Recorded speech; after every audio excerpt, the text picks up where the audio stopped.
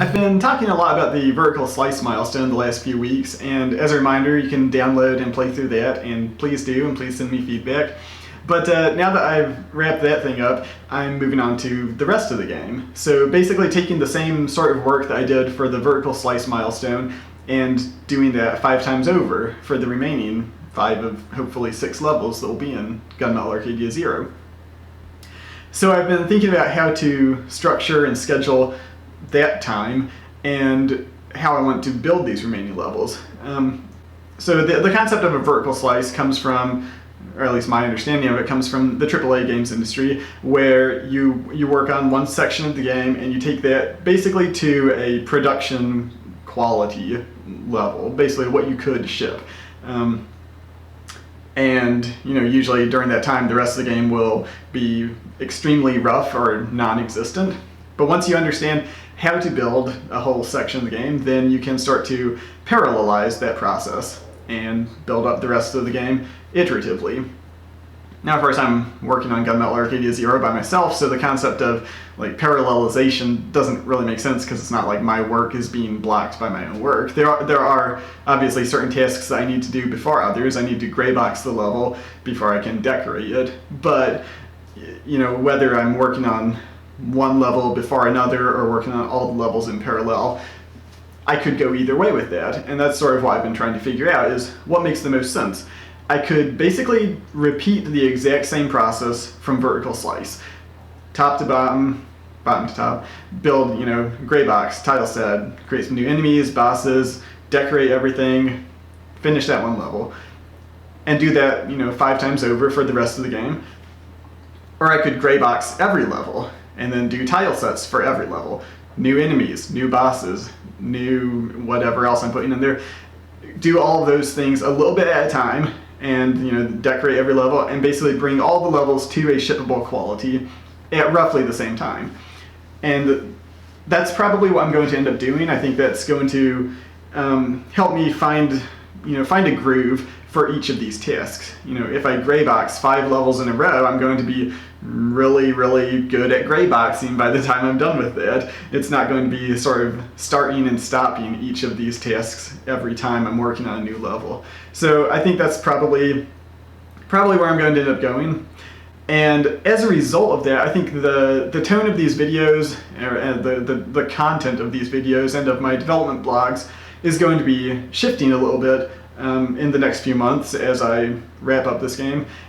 In the past, I've tried to focus as much as possible on new features I'm working on and what makes these features cool or interesting, what sort of challenges and solutions I encountered as I was solving these problems.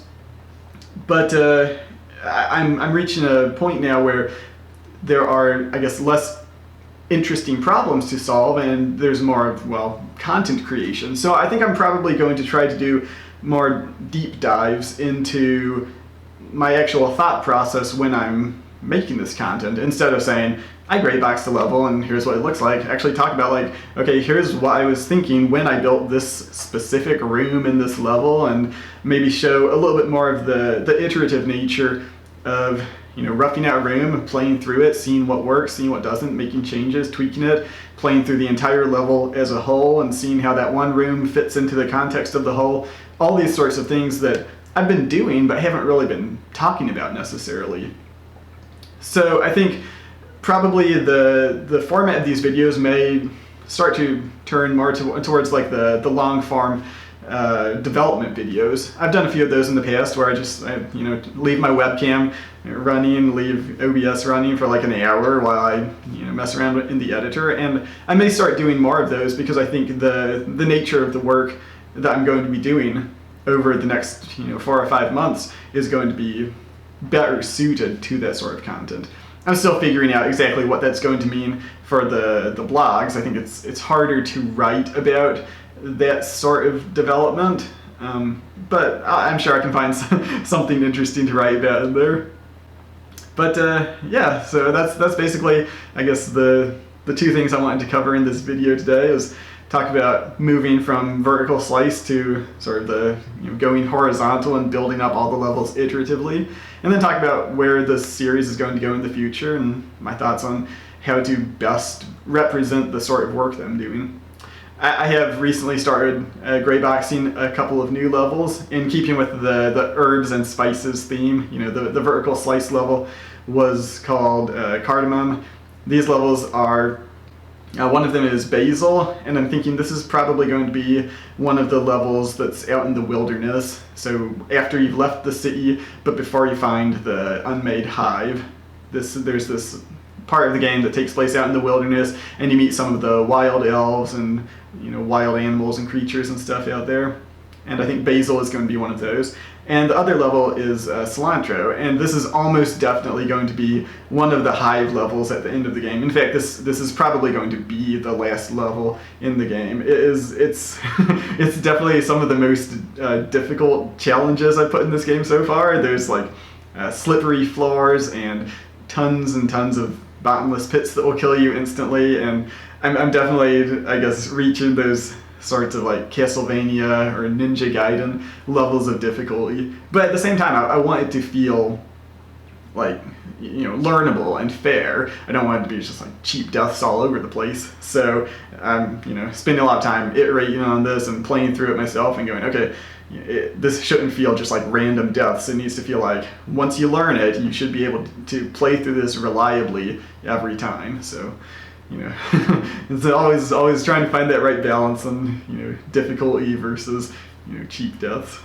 But yeah, I guess that about wraps up for this week. Just a really quick sort of thought process video.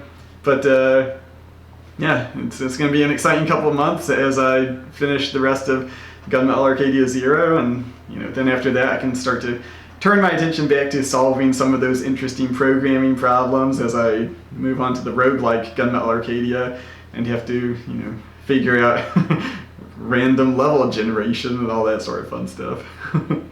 If you're enjoying these videos, please do like and subscribe. As always, this series is supported through Patreon. I'm intending to start sending out more frequent in-development builds to my Patreon backers. I did that for the vertical slice, sent that a few days early, and I hope to do more of those on the road to release. So if you haven't started supporting yet, now would be a great time to do that. But thank you for watching, and I'll see you next week.